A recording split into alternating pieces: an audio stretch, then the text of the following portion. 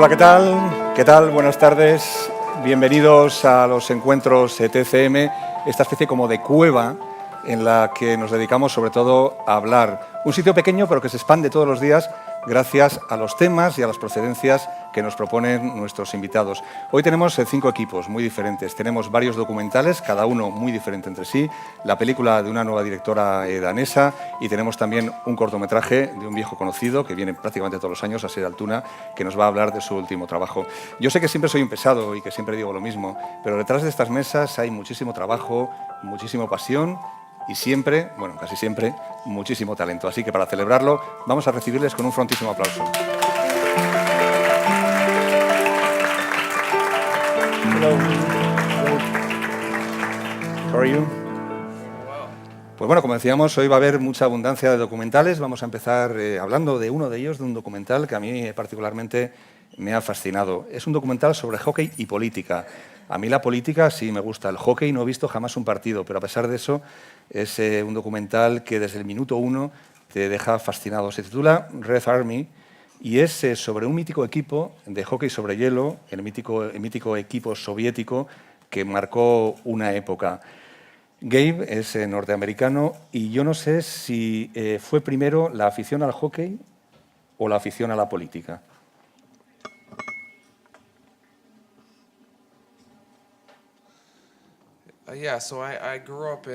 Bueno, yo crecí en Estados Unidos, pero mis padres son originarios de Ucrania y cuando era adolescente jugaba compulsivamente al hockey y pensé después que sería muy interesante contarle a la gente la historia de este equipo mítico de la Unión Soviética.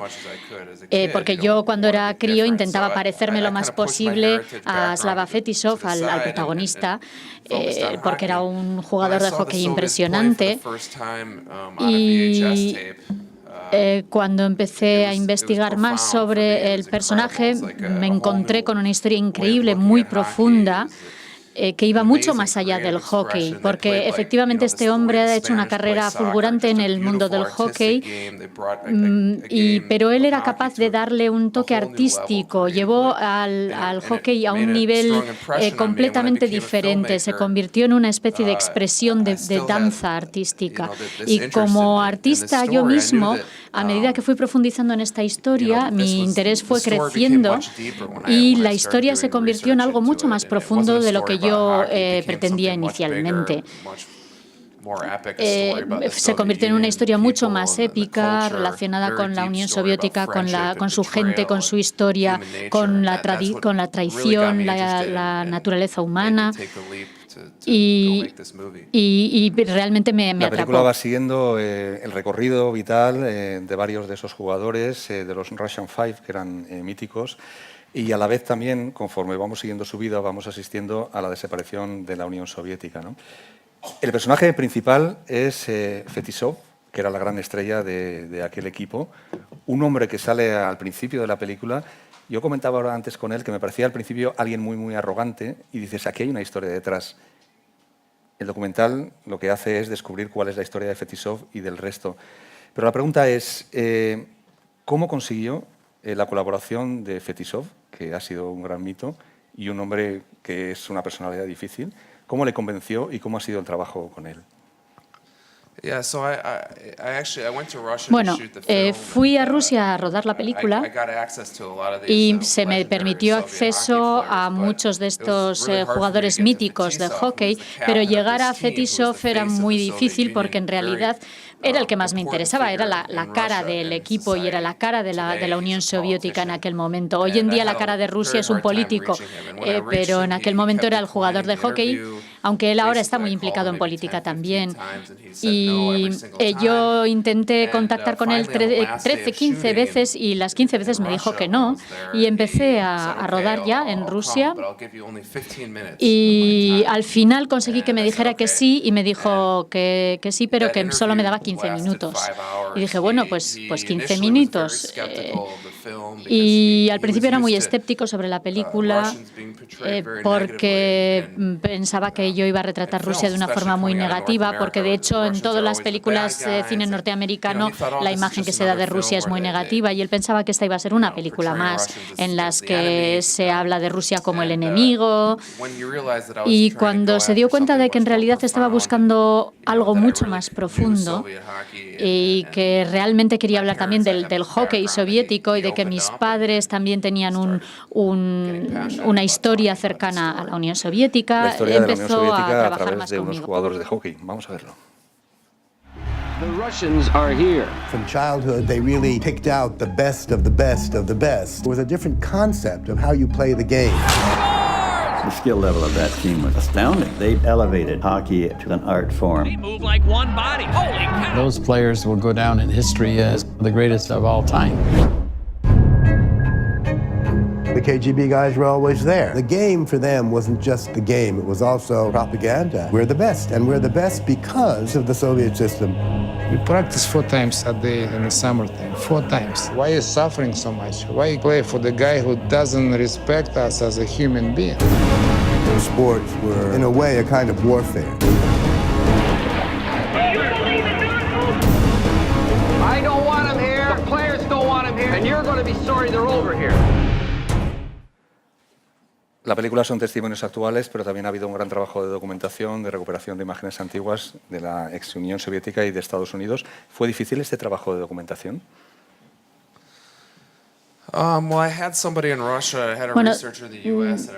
Estuve haciendo la investigación en 2 líneas, una en Estados Unidos y otra en Rusia. En Rusia tenía una persona que se encargaba de localizar los archivos. Los archivos están todos en antiguos almacenes, en latas, y tienen todavía tarjetas de biblioteca de las de antes escritas a mano.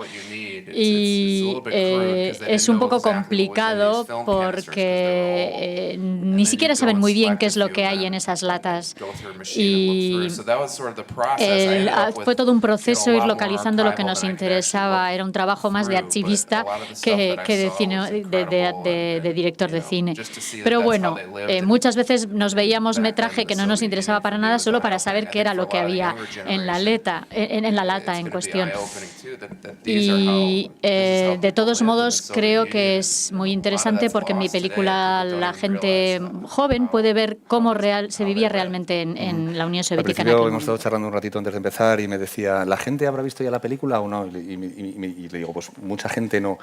Y me decía, es para no contar demasiadas cosas. Y sí que es verdad que la película funciona como un thriller, que además de documentar lo que ha pasado con estos personajes y con la Unión Soviética, funciona como un thriller que tiene casi una sorpresa final que no vamos a desvelar en ningún caso, ¿verdad?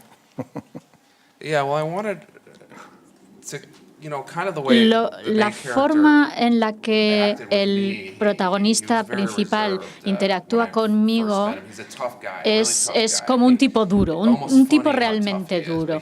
Es casi una caricatura del tipo duro. Siempre me estaba planteando retos, siempre estaba pidiendo más de cada escena, y yo quería que el público tuviera también esa sensación de que es un tipo duro, y que quería que al principio incluso pensaran, este tipo es imbécil. Pero muchos rusos son así, son muy duros porque han pasado por momentos muy duros y han vivido una historia muy difícil, y parte de esa historia es lo que les hace ser tan duros de cara al exterior. Pero poco a poco, cuando vas penetrando en el personaje, vas viendo que no es así. Por habernos transmitido esa pasión, ¿no? A partir de ahora veremos con otros ojos el hockey, pero sobre todo esto, como decía al principio, es una película sobre la trayectoria vital de unos personajes muy poderosos. Muchísimas gracias.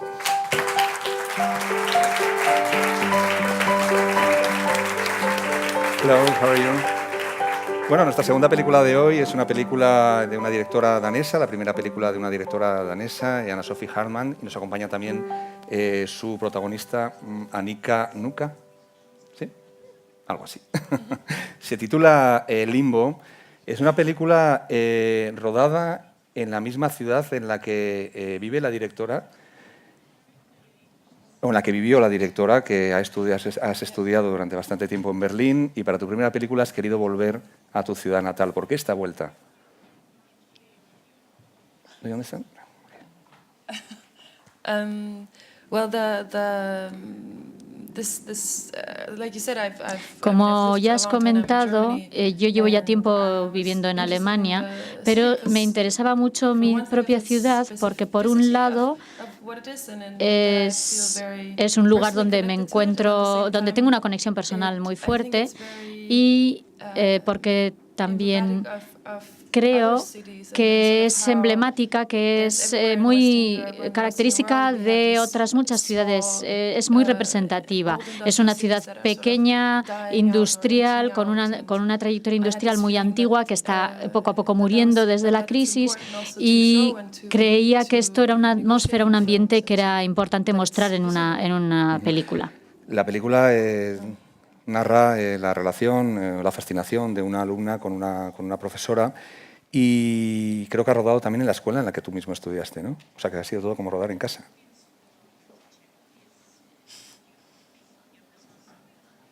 No. No tiene nada que ver conmigo. No tiene nada que ver conmigo, pero es lo que sí que hay una parte autobiográfica en la película, que son los espacios. El colegio en el que hemos rodado es el colegio al que iba yo de pequeña. El pub al que van a tomarse algo es el pub al que yo siempre iba antes. Y sí que hay muchos espacios que yo conocía y que son parte de mi historia, pero la historia de amor me ha parecido interesante porque me parecía un reto hablar de dos mujeres que están muy ocupadas con su propia feminidad, con averiguar lo que es ser mujer. Y quería hacer un texto feminista. Estaba muy interesada en esta edad en la que estás en los últimos años del instituto y estás deseando salir al mundo, pero al mismo tiempo te encuentras con esta profesora que también está tratando de averiguar cuál es su sitio en el mundo y que ya ha estado en el mundo y sigue igual de despistada. Bueno, pues vamos a ver algunas imágenes de esta historia que no transcurre en su escuela, como yo decía, y que no transcurre en el pub en el que ya iba, pero que tiene mucho que ver con su vida anterior. Vamos a verlo. Men på det tidspunkt var det jo ekstremt, kan man sige. Og nu er det de pornografiske billeder, der nu, det er bare det, der hører til sådan en samtid om mange år. Så ved jeg ved ikke, hvor langt mere man kan komme ud, men så vil man kunne se tilbage, og man skal også se det som kunst. Ja, pornografiske billeder, det vil jeg ikke kalde kunst. Hvorfor ikke det? Fordi at det er bare det er vulgært og sjovfuldt. Og vulgært kan ikke være kunst. Det kan det. Jo, det kan det. Det kan så man kan sidde og lave et billede på 20 minutter, som er skidegodt, og det kalder vi kunst. Ja. Hvorfor kan vi så ikke kalde det andet kunst? Hvor meget kunst er der i, at en pige, der drøser fuld lige hiver blusen? Jeg vil sige, jeg er enig med Ida, fordi at det her, det går der også til. Ahí veíamos en la película, hay muchas escenas que se desarrollan en clases, con debates. Supongo que ha habido bastante improvisación y me gustaría, Anika, que nos contaras un poco cómo ha sido la experiencia y cómo ha sido el rodar estas escenas en las que da la impresión de que aportabais mucho de vosotros mismos, los actores. Sí, hemos improvisado mucho, pero funcionó muy bien, porque primero sí que íbamos hablando con Anne-Sophie lo que íbamos a hacer y resultó muy interesante. Yo me sentí muy cómoda, conocía la ciudad, conocía las localizaciones y funcionó todo muy bien. ¿Vienes de esa misma ciudad? Soy de una ciudad más pequeña, pero que está muy cercana a esta.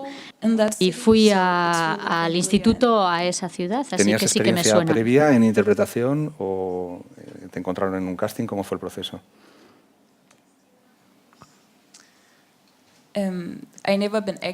Yo nunca había trabajado como actriz. Y no hicimos un casting realmente, pero sí que estuvimos hablando, manteniendo conversaciones, hicimos algunos ejercicios, pero yo me sentí muy relajada y muy cómoda. Antes me he documentado muy mal y he metido la pata, pero a pesar de eso, me voy a atrever a hacerte otra pregunta. He leído en el diario del festival que todavía no has acabado la escuela de cine, que te falta el trabajo de graduación. Es el suspense. Well, this actually not my graduation film. No, este no es. Esta no es mi película de graduación. pero sí que en algún momento voy a hacer mi película de graduación y estoy en la Academia de Cine y Televisión alemana. Es una academia con una estructura muy abierta, que nos da mucha libertad y mucho espacio, y la película al final ha acabado desarrollándose y ha acabado siendo un largometraje, que no era la intención. Pues sí que son exigentes, ¿no?, en tu escuela, porque si esto no vale como trabajo de graduación, es tremendo, ¿no? Thank you. Bueno, pues muchísimas gracias.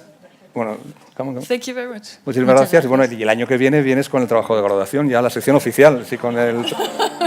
I hope so too. Thank you very much. Thank you. Thank you. ¿Qué tal, Asier? Bueno, pues Asier es una presencia habitual de los encuentros, y no porque tenga trato de favor, ni tampoco porque sea de Vergara, sino porque tiene mucho talento y hace muchos cortometrajes que son a cada cual mejor. El año pasado, ¿no?, cuando viniste con Cela Trope, que estuvimos viéndola aquí, un corto documental, y esta vez vienes, no sé cómo llamarlo, si poema visual, corto, poema, no sé, es que no sé muy bien cómo definir, o si tiene alguna definición tu último trabajo. Eso sí es corto, porque dura poco, hasta ahí llego, pero a partir de ahí no sé muy bien cómo bueno, definirlo. Es un corto surrealista, ¿no? Yo creo que parte de un poema de Jorge Oteiza. Jorge Oteiza es un pensador, escultor, artista que sus textos siempre me han inspirado mucho. Ya en la película Bertsolari, los textos de su libro Coscum Tandem, pues ya me sugerían imágenes que luego acabarán siendo parte de la película, ¿no?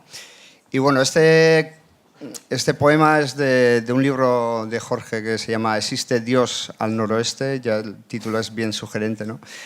Y bueno, el poema me sugirió una imagen muy potente, y bueno, de ahí ha partido, pues sobre esa imagen he creado una pequeña narración que tiene mucho que ver con la naturaleza, ¿no?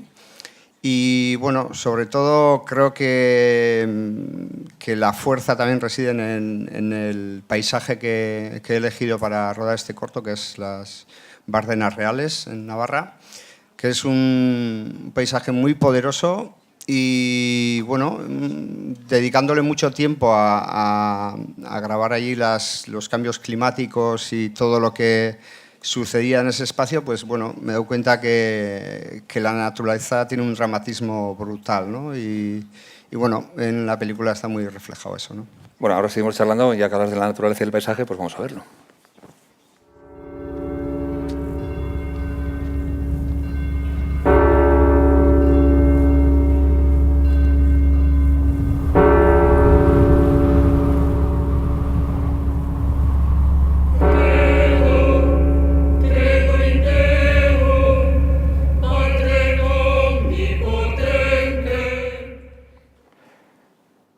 Bueno, es que como es corto, el clip es también corto. O sea, esto va en proporción. O sea, si fuera El Padrino, metíamos una hora, pero es un corto que dura.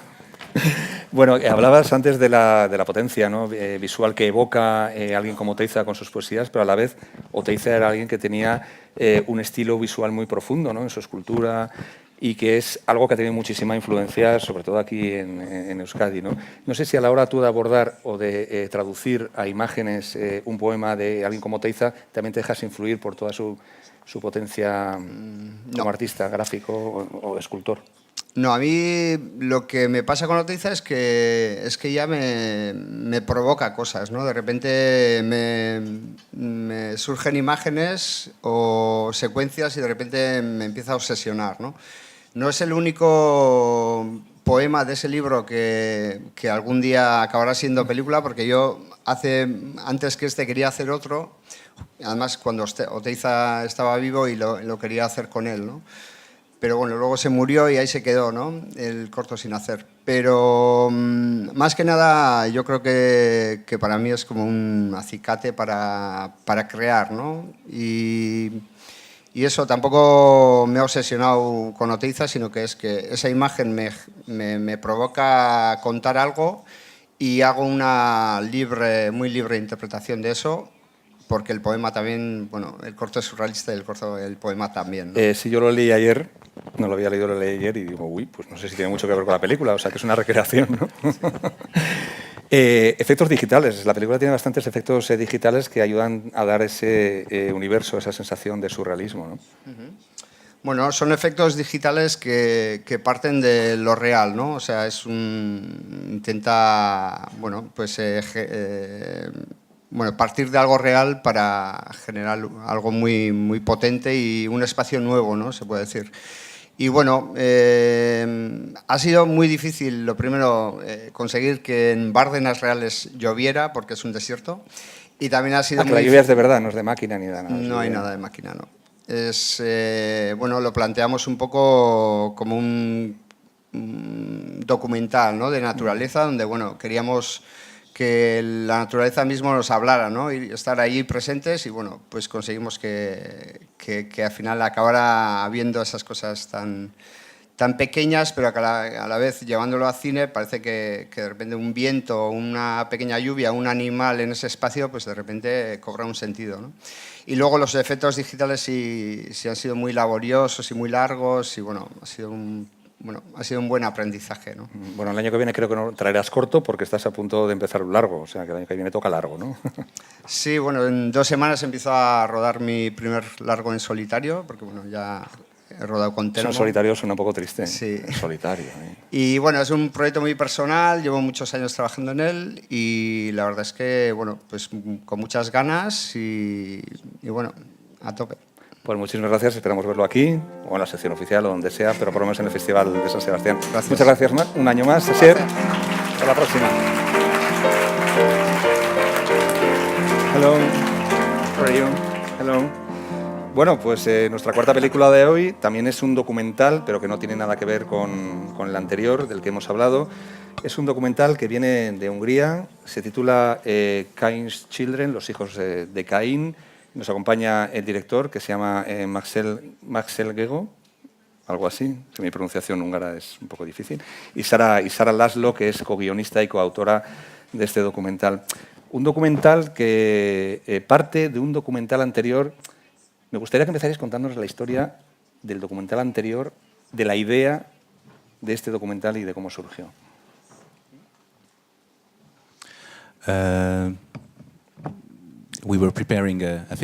Estábamos preparando un largometraje de ficción y para ello vimos muchas películas como material de investigación. Y vimos un documental húngaro antiguo de los años 80 que estaba rodado en una cárcel, en una penitenciaría para adolescentes, en pleno comunismo, y era una prisión brutal. Ahí había 3 chicos jóvenes entre 16 y 18 años que estaban condenados por asesinato y estaban en esta prisión y rodaron un documental sobre ellos. Y estaban hablando de una forma muy clara. En el documental hablaban muy claro de lo que era la vida vivir en una prisión basada en la brutalidad extrema, y era muy intrigante ver la contradicción entre esta brutalidad y sus caras tan jóvenes y tan inocentes. Y eso nos motivó para empezar todo el proceso. Decidimos buscarles y ver qué había sido de ellos en los últimos 30 años. Y me gustaría añadir que cuando se terminó esa película en Hungría se prohibió, por supuesto. Solo se podía ver en pases secretos, clandestinos, etc. Y muchos años después se pudo estrenar oficialmente. Encontraron a estos asesinos, intentaron ver lo que ha sido de ellos. El documental trata sobre eso. Seguimos hablando de esta historia fascinante, pero antes vamos a ponerle imágenes. Lelőtte az apját. Még gyerek voltam. 14 éves voltam. Erőszakoskodni próbált anyámmal. Mindig ezt kívánta, hogy börtöntöltelik. Azt mondta, ez nem az én gyerekem.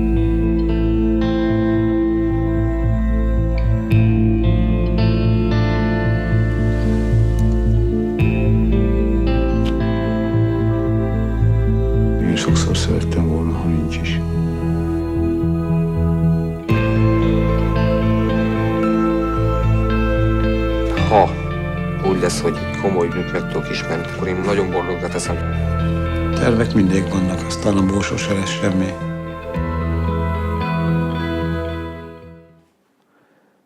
Una historia, un documental muy intenso y también, sobre todo, muy sincero por la sinceridad con la que estos protagonistas hablan a la cámara.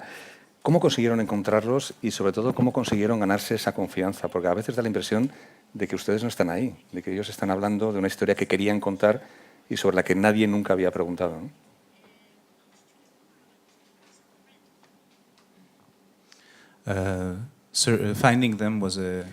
Bueno, encontrarlos fue un proceso muy largo. Nos llevó casi 2 años encontrar a los 3 jóvenes porque no están muy integrados en la sociedad, viven un poco al margen. No es un nombre que puedes poner en Facebook y te aparece, sino que más bien tuvimos que dedicarnos a hacer trabajo detectivesco a los Sherlock Holmes. Pero fue muy interesante y muy emocionante. Y al final, cuando les encontramos,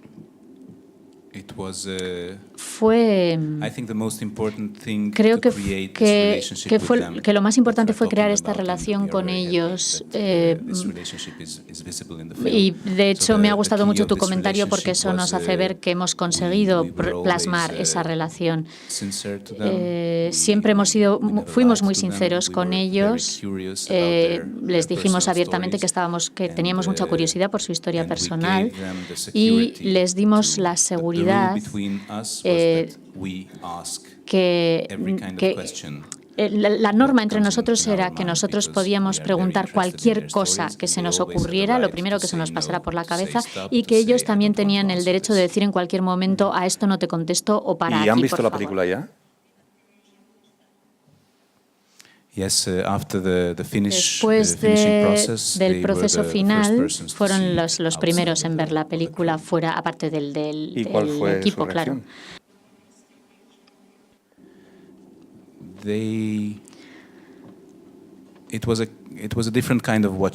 Era un tipo de visionado diferente. No es como mostrar la película aquí o ayer o hoy. Ellos no están acostumbrados a ver películas documentales y no van mucho al cine. Pero para ellos, bueno, lo que se veía claramente es que estaban movidos emocionalmente, les afectó. Y era también, para ellos fue muy interesante verse a sí mismos en una película, porque no están acostumbrados Muchísimas a ello. gracias a los dos por recuperar esta historia tan fascinante y al mismo tiempo, como decía, tan intensa y que es muy emocionante, aunque a veces te deja los pelos de punta, ¿no? Una historia muy, muy, muy fuerte. Muchísimas gracias y esperamos verles en el futuro otra vez aquí en el Festival de San Sebastián.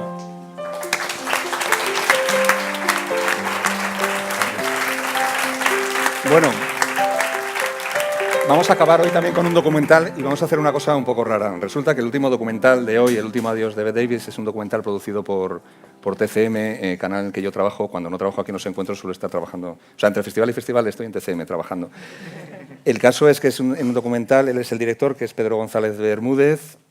Yo soy co-guionista y productor del documental.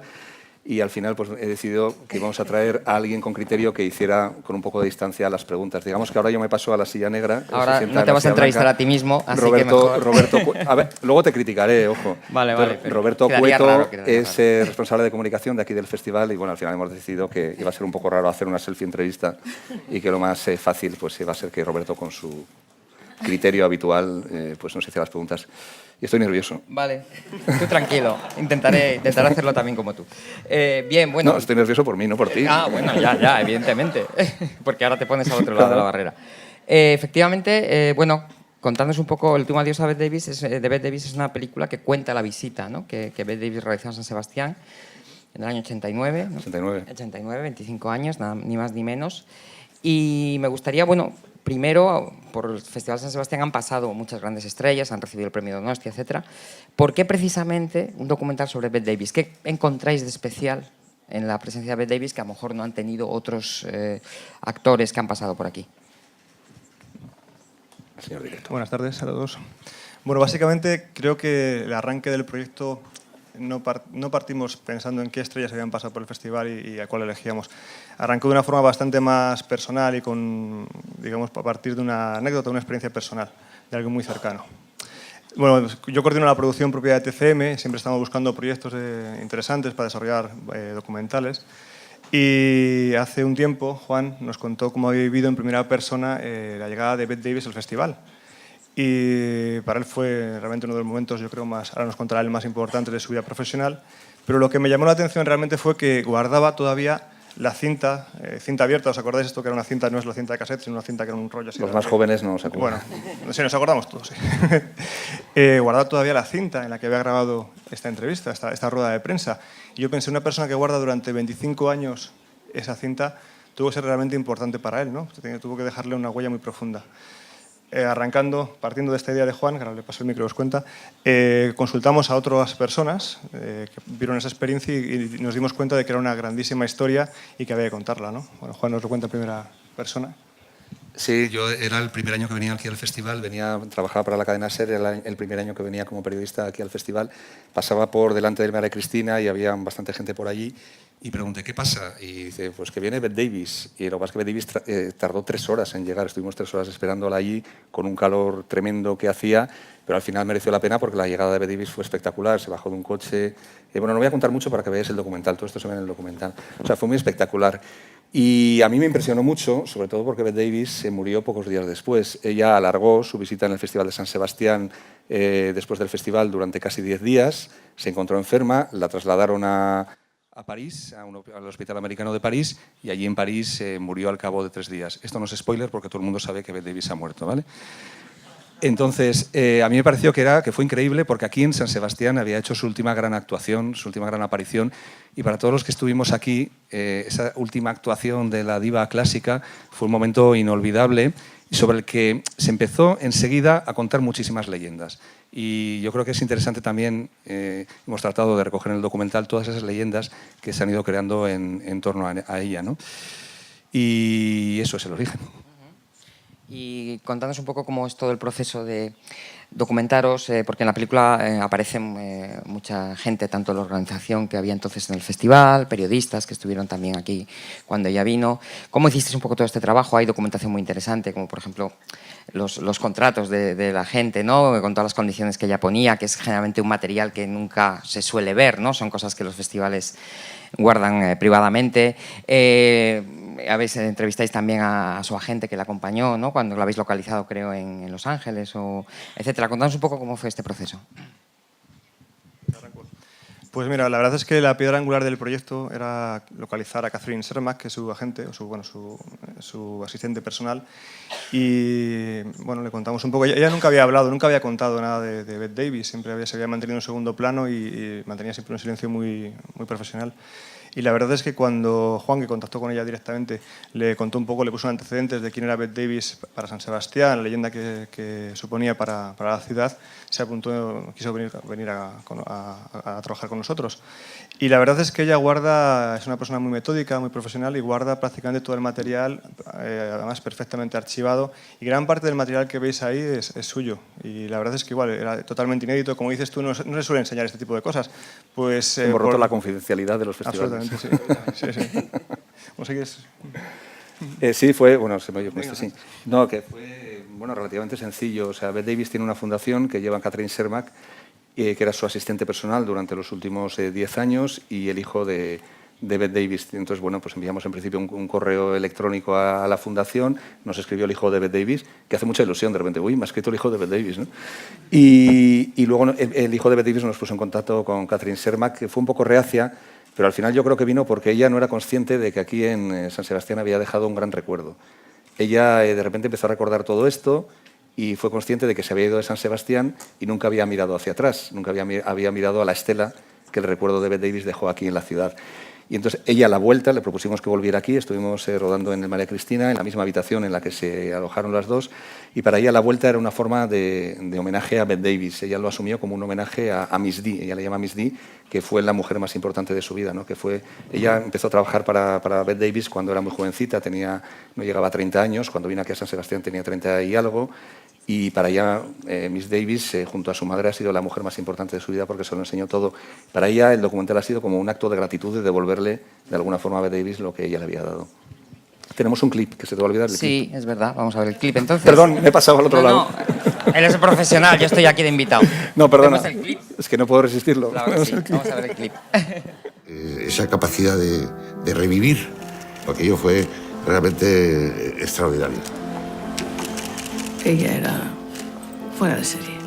Cuando ustedes quieran pueden empezar a levantar la mano y iremos. Es interesante ver cómo funciona la memoria, qué cosas recuerdas de algo que pasó hace 25 años y que lo tienes ahí difuso. To Miss Davis, you've given a great part of your life to the cinema. What do you expect from the cinema? Nadie se acuerda seguramente de quién ganó la Concha de Oro en aquel momento, ni quién fue la mejor actriz ni el mejor actor del año 89, pero sí recuerdan que Bette Davis fue la reina de San Sebastián. Ella cuando llegó se encerró en la habitación. Si ella salía, iba al teatro, pues se rompía el encanto de esperarle. Nobody knew about that the cancer came back. Estaba agotada, pero en cuanto sabía que las cámaras estaban grabando, intentaba ponerse lo más Bette Davis posible, imagino. Marcó un hito. Era una mujer que podía pedir la luna y se le daba. La presencia de Bette Davis allí nos estaba permitiendo asomarnos a un viejo Hollywood que estaba ya agonizando, ¿no? A un tiempo que se estaba perdiendo. Ella vio que tal vez que era su último triunfo. Muy bien. A mí hay una cosa que me gusta mucho de la película, porque trasciende un poquito la anécdota de que Bette Davis viniera aquí concretamente, que es también, yo creo que hay en vuestro documental cierto concepto de que significa el fin de toda una época, de todo un cine que muere. Hay una idea que me encanta, que no destripo mucho, pero que es muy bonita, que ella está en su habitación de María Cristina y justo en la puerta de aquí hay un enorme cartel de Batman, la película de Tim Burton, que se estrenaba también en el festival ese año. Y esa idea de que ella miraba por la ventana y veía a este Batman enorme en la plaza y decía como que le daba miedo, ¿no? Que le parecía algo muy terrible. Es decir, como dos cines que se enfrentaban, el cine que ella representaba y el cine que se estaba haciendo en ese momento, ¿no?